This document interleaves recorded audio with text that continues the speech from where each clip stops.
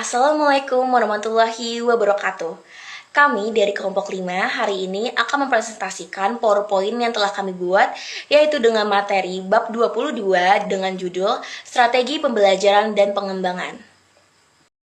Berikut adalah nama anggota kelompok dari kelompok 5, yaitu yang pertama adalah saya sendiri, Elsya Gusti Lestari dengan NPM akhir 014. Berikutnya Umi Nur Aisyah dengan NPM akhir 028, Arista Handayani dengan NPM akhir 029, Mutia Azara dengan NPM akhir 034, MAD Kurniawan dengan NPM akhir 037, Safna Zakiyah dengan NPM akhir 038, Vicky Gabriela Desianti dengan NPM akhir 043, Naira Natania Maida dengan NPM akhir 016, dan Lutfia Azmi dengan NPM akhir 029.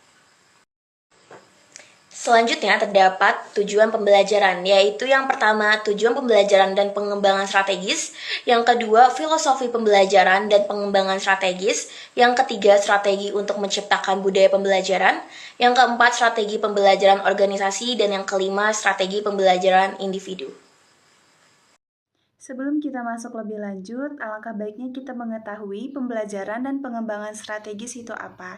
Jadi, pembelajaran dan pengembangan strategis itu adalah pendekatan jangka panjang untuk memastikan organisasi memiliki tenaga kerja yang kompeten dan terlibat.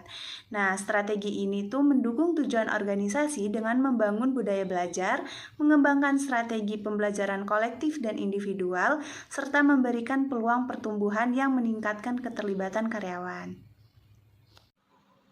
Baik, selanjutnya adalah tujuan pembelajaran dan pengembangan strategis.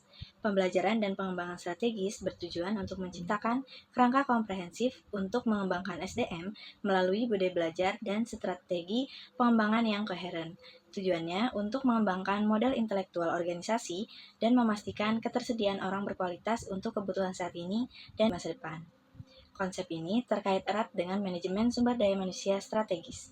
Keduanya berfokus pada investasi SDM dan pengembangan modal manusia, seperti yang diamati oleh KIP pada 1989. Tujuan utamanya adalah menciptakan kondisi yang memungkinkan potensi terpendam karyawan terwujud dan membangun komitmen terhadap tujuan organisasi.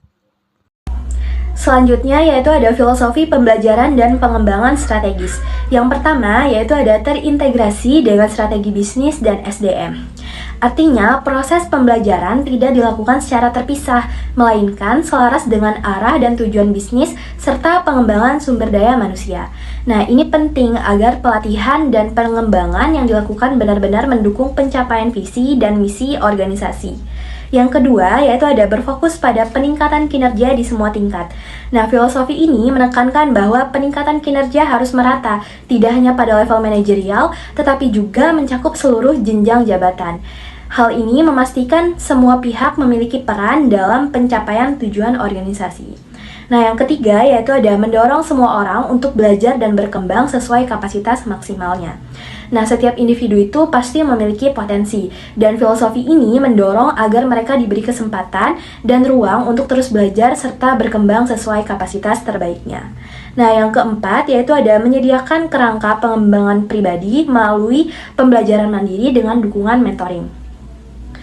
Organisasi perlu menyediakan sistem yang memungkinkan karyawan belajar secara mandiri. Namun proses ini tetap perlu diarahkan melalui bimbingan atau mentoring agar tujuan pengembangan pribadi tercapai secara efektif. Nah, yang kelima atau yang terakhir yaitu memberikan kesempatan belajar dengan tanggung jawab utama pada individu. Nah, karyawan ini didorong untuk aktif dalam pengembangan dirinya sendiri. Artinya, tanggung jawab untuk belajar tidak hanya dibebankan pada perusahaan, tetapi juga harus menjadi kesadaran pribadi setiap individu. Nah, filosofi ini menciptakan budaya pembelajaran yang menekankan kemandirian, pengembangan jangka panjang, dan pemberdayaan individu. Dengan filosofi ini, organisasi tidak hanya membentuk karyawan yang kompeten, tetapi juga membangun ekosistem pembelajaran yang berkesinambungan. Ya, masuk ke pembahasan mengenai strategi untuk menciptakan budaya belajar. Jadi, tujuan utama pembelajaran dan juga pengembangan strategis adalah untuk menciptakan budaya belajar yang didukung oleh semua pihak. Budaya ini mengedepankan pembelajaran sebagai proses penting organisasi dengan ciri yaitu adalah pemberdayaan, pembelajaran mandiri, dan juga pengembangan kapasitas dalam jangka panjang. Dan berikutnya adalah mengenai 7 langkah-langkah untuk menciptakan budaya belajar dalam lingkungan pekerjaan. Yang pertama adalah mengedepankan visi bersama mengenai masa depan. Yang kedua adalah memberdayakan karyawan dengan otonomi yang didukung. Yang ketiga, memberikan lingkungan pembelajaran yang mendukung. Yang keempat adalah memberikan bimbingan, waktu, sumber daya, dan juga umpan balik. Yang kelima adalah menjadikan manajer sebagai panutan atau contoh. Yang keenam adalah mendorong pengembangan komunitas praktik. Dan yang ketujuh adalah menyelaraskan sistem dengan visi organisasi. Selanjutnya ada strategi pembelajaran organisasi.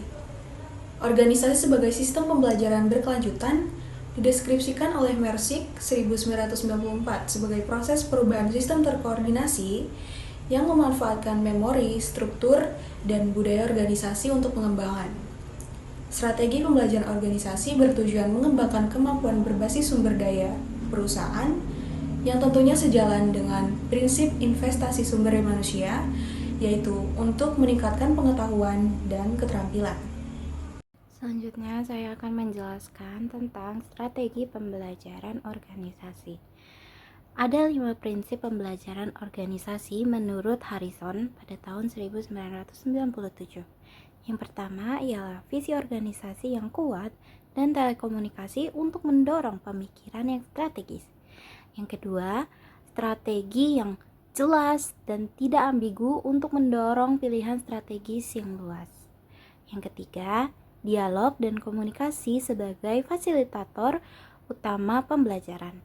Yang keempat, tantangan berkelanjutan terhadap asumsi yang diterima begitu saja. Dan yang terakhir ialah pengembangan iklim yang mendukung pembelajaran dan inovasi. Selanjutnya akan dijelaskan oleh teman saya. Kemudian ada strategi pembelajaran individu.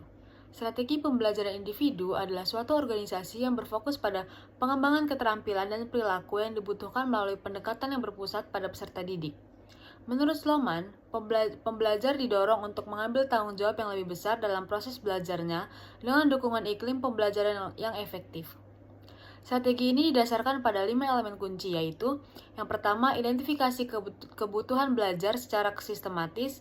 Yang kedua, pemahaman bahwa orang belajar lebih baik dari pengalaman dan interaksi dengan orang lain. Yang ketiga, penekanan pada pembelajaran di tempat kerja. Yang keempat, pelatihan sebagai pendukung untuk mempercepat pembelajaran. Dan yang terakhir, kombinasi berbagai pendekatan pembelajaran yang saling melengkapi. Jadi, kesimpulan dari presentasi ini adalah pembelajaran dan pengembangan strategis bertujuan untuk memastikan organisasi memiliki tenaga kerja yang terampil dan terlibat, serta mendukung pencapaian tujuan bisnis. Nah, strategi ini menciptakan budaya belajar yang mendorong karyawan untuk tumbuh dengan setiap individu diberikan kesempatan untuk mengembangkan keterampilan mereka melalui rencana pengembangan pribadi dan program pelatihan yang terintegrasi.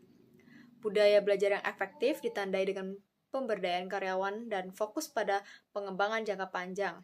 Nah, organisasi perlu berinvestasi dalam fasilitas pembelajaran dan mendorong karyawan untuk bertanggung jawab atas pembelajaran mereka sendiri sehingga meningkatkan kinerja individu dan kontribusi terhadap keunggulan kompetitif organisasi.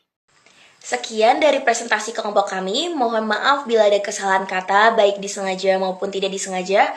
Wassalamualaikum warahmatullahi wabarakatuh. Terima kasih semua.